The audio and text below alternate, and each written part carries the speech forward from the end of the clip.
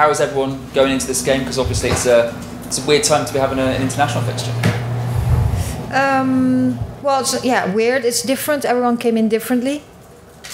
So we also had a team or a team preparation and made it individual too. That was necessary. Some had some rest after the Euros. Some had less rest. Some played more minutes than others. But I think we're ready with yesterday good session. The first sessions were more based on individuals where they were, and we will have the last session after this meeting, and then we're ready for tomorrow. Is everyone available? Yeah. How difficult will it be to select your starting 11, considering people, as you said, are at different stages of pre-season preparation, and obviously you've had injuries and retirements to the team as well? Yeah, it's actually always difficult to make starting lineup. We take everything in consideration, but every player we have in our squad, and that's the same for now. Yes, we do have some changes from the Euros. But you have to adapt to a new situation too. So we get solutions. We are, of course, in a good position with players with this level we have. So it's still very luxurious. Millie, how are you going into this? Obviously, have you ever had much of a break? Yeah, I'm very well, thank you, actually. Yeah, listen, it's always difficult, I think, coming off the back of tournaments and getting straight back into it. But as a footballer, that is your job. And yeah, you do have to expect this sort of schedule from time to time, and it's not always going to be perfect. But yeah, we've all come in with a great mentality, and everyone's looking good. So yeah, excited for the game. Haven't had long to sort of savour, celebrate, I suppose, the Euros, and now we're already talking about a World Cup. Yeah, it does seem crazy, but again, I think something I've learned over the years in football is, you compete on the highest levels, you have success, and at some point we do have to look forward to the next challenge, and that is securing qualification in the World Cup. So yeah, our minds are completely set on the job that we've got to do this week. So, final question from me. Obviously, we're here at a stadium that's only going to have 2,700 fans. Is it a little disappointing that we're not in a sort of bigger stadium? We're not, more fans aren't here. They're, bigger England sort of following as well. Yes, it's totally different. And yes, coming from out the Euros, it's really, it was really good. Now the stadium is small. I think we could fit some more people, or we would like to see some more people. I think the Austria team too. They're ready for that. Should I wait for a second?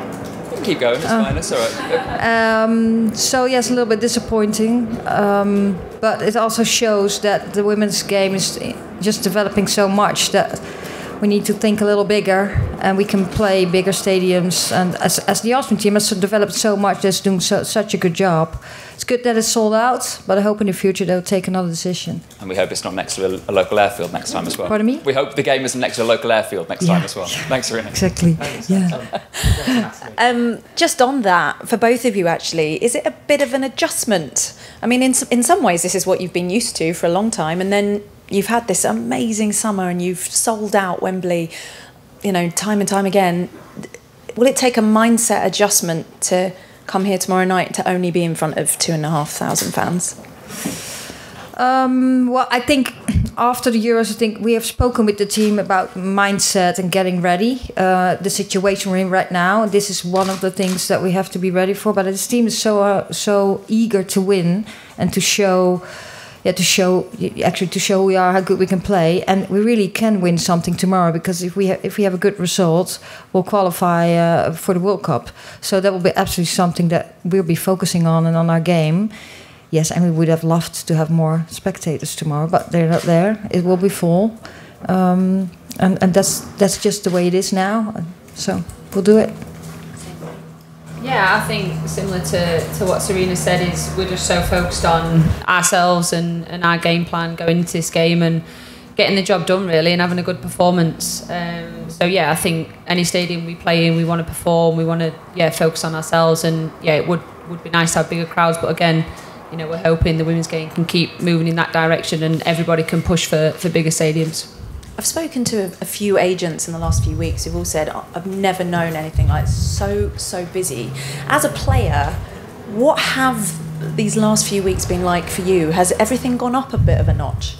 Yeah, definitely. I think I spent the first 5 days just at home, just trying to take it all in really and adjust to normal life, I guess. You're on camp every single day. We've got such a family feeling in our environment now that we spend every single minute together, and then you achieve this massive thing and then you go home and it's like, oh, well, everyone's gone now. So yeah, it's a big adjustment first and foremost, and then you have a week off and then it's straight back into game mode. But I do think you get used to it over the years as a player, is that is what football brings. But yeah, in terms of lifestyle, it's definitely changed. People recognising you everywhere you go, and ultimately that's where we wanted the women's game to go to. So yeah, it's really nice and a proud moment that we've achieved that, and yeah, we keep pushing in that direction. Have you perfected your selfie face yet when you get home? Absolutely not. Sarina, apologies if you will have already answered this last week, but UEFA Coach of the Year, back-to-back European Championships, 20 games unbeaten. Can you just try and sum up for us just what a whirlwind year this has been for you professionally? Yeah. Well, when I started last year, September, you hope things going well. That's what I said last week too. And you're trying to do your best. You're trying to work out some plans together with the staff, then bring that to the players with support of the FA, of course. And things are then starting. You feel the connection, and things went really well. And yes, we were just waiting for some disappointment moments. But we had some in games, but not actually outside the games. But the team adapted so much, so good throughout the year, like in Arnold Clark Cup, for example, and also the game against the Netherlands, the friendly. But then in the Euros, it went so well. All the things that I hoped for, together with the staff, just worked really well. And that's just an incredible feeling. And actually, I'm still sometimes thinking, what's going on? What happened? But I just enjoy the moment. Do you have the saying cloud nine in Holland? No, we have the pink cloud. That's the pink cloud. I The remember pink now. cloud. So you've been on pink cloud since July. Well, some moments, but then I get off. We'll just stay grounded again, and then we go. Brilliant, thank you. Thanks. Thanks, Ashley. Who should we go to now? Tom? Thank you. Thank you. Hi both. Sarina, when Ebony was talking on Tuesday, she said that Ellen's retirement was a chance then for all the other strikers, to fight for that spot, and the number 9 spot being up for grabs. How impressive have you been with all your strikers this week, and have you made your mind up yet on who will start at number 9 tomorrow? Yeah. With Ebony, of course, she was in camp last year, September. Got some feedback. She went to America. She made a change club. She does really well. And we want to see her in our environment. Of course, the position of number 9 is very competitive. As actually all the positions in the team are very competitive. I did make up my mind. Basically, I'm not going to share that yet because we still have one training session. But I'm happy with the way we run on the pitch. As I said at the beginning of this press conference, we didn't have many moments together as a team. But we did see some things, and I enjoyed that and liked it. And could I also ask about Austria and how tough an opponent they're going to be tomorrow? Obviously, quarter-finalists. It was quite close in the past 2 games you've had. What do you make of their strengths? Yeah, I think they have, as I just said too, they've grown so much over the years. Like in 2017, they were really good, but also in defense. But in possession, they've grown a lot too, I think. They've done a great job and against us, but also in the Germany game, they were really good.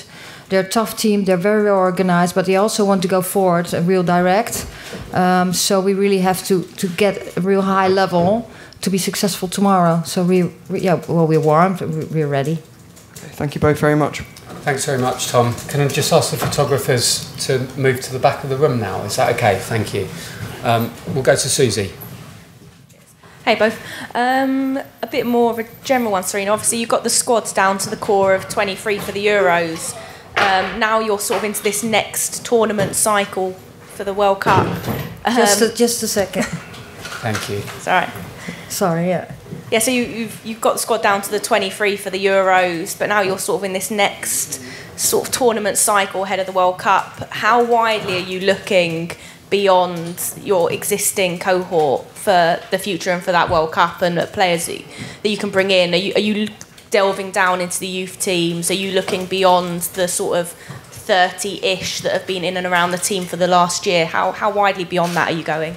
Yeah, well, first of all, we want to qualify, so that's our main focus now. Tomorrow, we have a very important game. Then Tuesday is the next game. Depends on the result tomorrow. We know what we have to do on Tuesday, but obviously we want to win both games. And after that, we look ahead. With our team, we're trying. Hopefully, then we qualify. Of course, then you look further, and then you have that time. With our team, we have to perform, and we're not a development team. And some points, some moments, you have time to develop. But at the end, when we go into training camps, we have 23 players, and you're looking for balance. Youngsters that come in, and we predict, which is very hard with young players, predict where they are at the moment and where they could be next year, and balance between who's the best now and can still bring the quality. So the more experienced players, that doesn't really have to do with age, because we've also seen like Alessia in the Euros, a young player, Ella Toon in the Euros, a really young player. Chloe's not that old, so we already have some very young players. I can mention even more, also the goalkeepers. So yeah, it's about the best, about the highest potentials, but most of all, right now, qualifying tomorrow. And on that, qualifying, obviously extremely important. You kept the same starting 11 throughout the Euros. Obviously, you can't have the same starting 11. You haven't got Ellen. But are we to expect that there won't be a huge difference to the team in these two games that we saw at the Euros? Or will you be a little bit more experimental if the opportunity presents itself? Yeah, as we did in the Euros, after every game, you think, what do we do? What do we need? More in attack, more in defense, the balance between those two moments in the games. And that's what we do now too, taking in account that the squad has changed a little bit. So we do have to make some changes. But again, we're preparing, still finding the balance in the team, and then we make the choices. Awesome, thanks. Thanks, Susie. We'll go to Molly.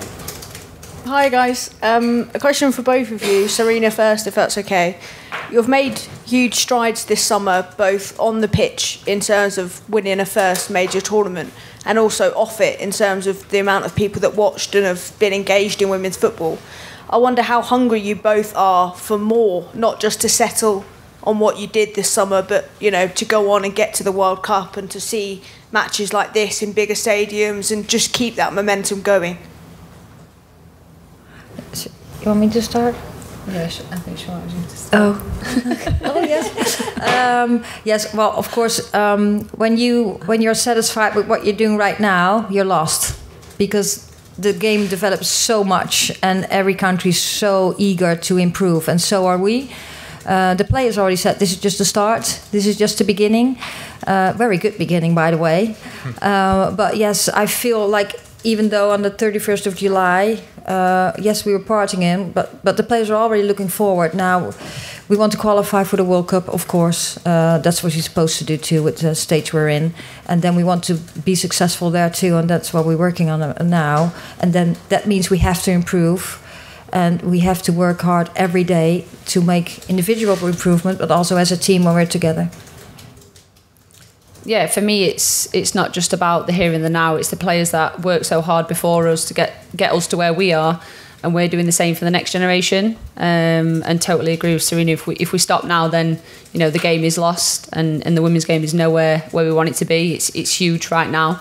But there's so much more to come from the women's game, which is super exciting for everyone all over the world. So, we're certainly not stopping here. And as a player, you've had that kind of history of success with Chelsea. Does it make you want more once you've had that one trophy? I suppose it being kind of new ground with England. I think my mentality stays the same. I love absolutely both, and I think as a player you don't look whether it's club or international. It's just about whether you want to be successful and want to lift trophies. So yeah, my mentality remains the same, and my passion and desire to improve and help the team in any way. Thank you. Thanks, Molly. We'll go to Catherine. Hi, Sarina. Obviously, during the Euros, you were so used to having that home support and most of the fans in the stadium being, cheering for England. Obviously, tomorrow night, probably going to be predominantly Austrian fans in the stadium. And sometimes those smaller grounds can sometimes be a bit more intimidating because they're closer to the pitch than the bigger stadiums sometimes. So kind of how have you prepared your team to deal with perhaps one of the more intimidating atmospheres they might have faced so far? Yeah, I don't think that will be new for the team. I think we have so many experienced players, also with the club teams, that I think lots of games in the Women's Super League have that amount of people around too. So I think we have enough experience. We're ready for that, and focus on football. Thanks, Catherine. We'll just go across the room. Thank you. Thank you. Hello, Sarina. Hi. I'm just wondering, it's obviously your 1 year anniversary, all the stats have been wheeled out, unbeaten, 20 games. I'm just thinking about you. What have you learned in the past 12 months, maybe about yourself, while you've been in charge of the Lionesses? Oh, I've learned so many things. I've learned a lot about English culture, about English football. You get feedback all the time. What I learned and what I knew already, of course, that you always have to become a team in staff with players, and then you can perform, and it's never an individual performance, and that's the prettiness of a team sport. That's what I enjoy so much. So I'm always trying to improve, just like the players. I don't think you need that much detail, I think. Okay, thank you. Millie, just one question. After, I think we kind of touched on it, but after the highs of this summer, is it going to be a little flat? Could it be a little flat tomorrow, walking out for this game after everything that went on at Wembley in the final? Absolutely not. We're here to qualify for the World Cup. That's where our minds are at, and as a team we're hungrier than ever after the summer. I think we've grown as a team on and off the pitch, and I think we're just excited to get out there again and show what we're about, and our minds are totally on getting the job done and qualifying. Thanks very much. We've got time for a final question if there is one. If not, we'll call it a day there. Thank you. Thanks all. Thanks. Thank you. Thank you.